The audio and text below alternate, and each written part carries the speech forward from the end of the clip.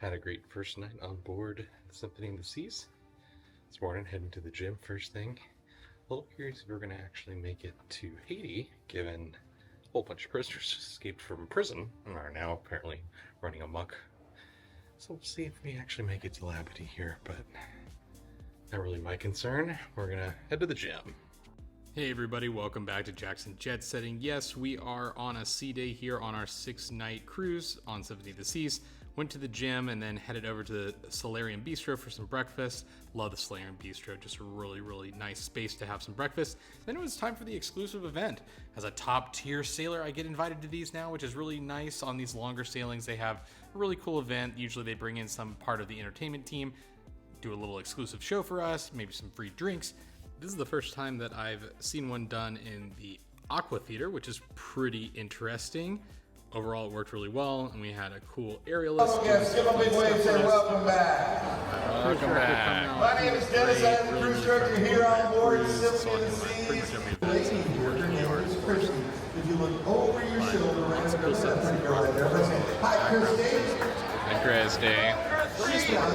Rock Island is absolutely amazing. On the Oasis ships, they have two of them on the other side, so capacity.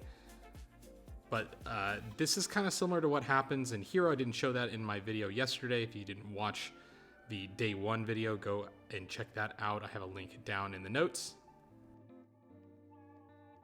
But definitely something that I could not do is what this amazing performer is doing. You invented the cruise director position, that's for sure. Great having Dennis here. I myself have been at sea a long time. Always curious how many people on board have cruised before. It's really cool to see the stats, including how many pinnacles are actually on board. That is a lot of nights at sea, and there were 69 pinnacles, which is crazy. And the top tier pinnacle having sailed with over 2,000 points. 2,000 points. That is a lot of nights. It's years at sea. Amazing. Caught the parade in the Royal Promenade. This is pretty similar to the other parades that I've seen with any ship that has a Royal Promenade, big or small, but it's always really fun, and the crew really get into it.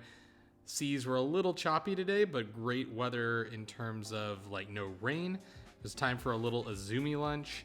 This is an amazing lunch because there's a lot of food that comes at you. Decided to start with the edamame, which is brought out for everyone.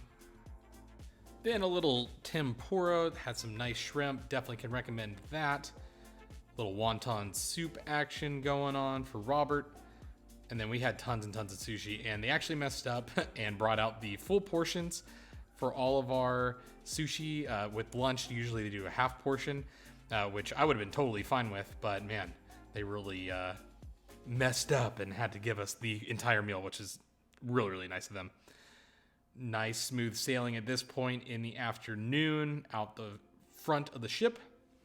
Unfortunately, you can't go out onto the helipad on Oasis ships. This is a crew area. On the Freedom class ship, you can go out there, which is really fun. Later in the evening, though, we wanted to try out the ice skating show. This is called 1977. It's got like a British theme, but there's some time travel. Honestly, I don't really get any of the stories of the ice skating shows, but the ice skating is absolutely amazing. So definitely go see the ice skating shows. It's all about the people spinning around and doing some crazy stunts. So don't miss that. Then it was time for dinner. 150 Central Park was our meal this evening. This is probably my favorite restaurant on the Oasis class ships, at least in the Central Park that I've had. I just love the menu, and we actually ended up coming back here on a second evening. The bread's the best bread. Pull apart bread. It kind of got this like pesto action going on, super buttery. It's delicious. Don't miss the tableside martinis. It's got some really nice herbaceousness, just really fresh ingredients in there, some cucumber. Really delicious, and a great way to start the evening. Now we are on the unlimited dining package. I'm not quite diamond yet though, so I don't get free drinks outside of the casino, unfortunately. In the casino, I am a Prime member, so I do get free drinks while I'm gambling, which is always helpful and keeps at least the drinks bill down. Not sure about the gambling bill sometimes, but I'm excited to get diamond on my next cruise, and so I can actually have this cocktail for free. This cocktail, I think after tax, runs about $17 or $18, tax and tip at least. But we did have the unlimited dining package. Book that for about $165 per person for the 6-night cruise. So you can book this online before your cruise. I highly recommend that because they do run specials often. You can book a price that you want to lock in, and if it drops, you can always cancel and rebook completely free before your cruise. So that's what we did. We just continue to watch the prices as we get closer to our cruise. I highly recommend that. I think the unlimited dining package is a great value. You get a dinner every evening. You get $20 credit to Playmakers each day, and you also get lunch during sea days and embarkation day in the specialty restaurants that are open. So you get a lot of meals for the price that you're paying. It's a lot of food, I will say. So if you're trying to diet, don't do this. But it just kind of, eliminates the main dining room. Main dining room can be busy, sometimes slow, though they have improved meal times just based on the new menus. I personally don't like the new menus at all. I haven't really found a menu that I'm like really excited for necessarily.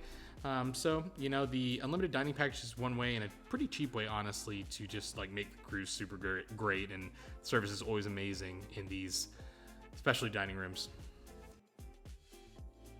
So after some muddling and some really awesome attention and care put into making the beverage tableside, it was time to imbibe, and it was really good.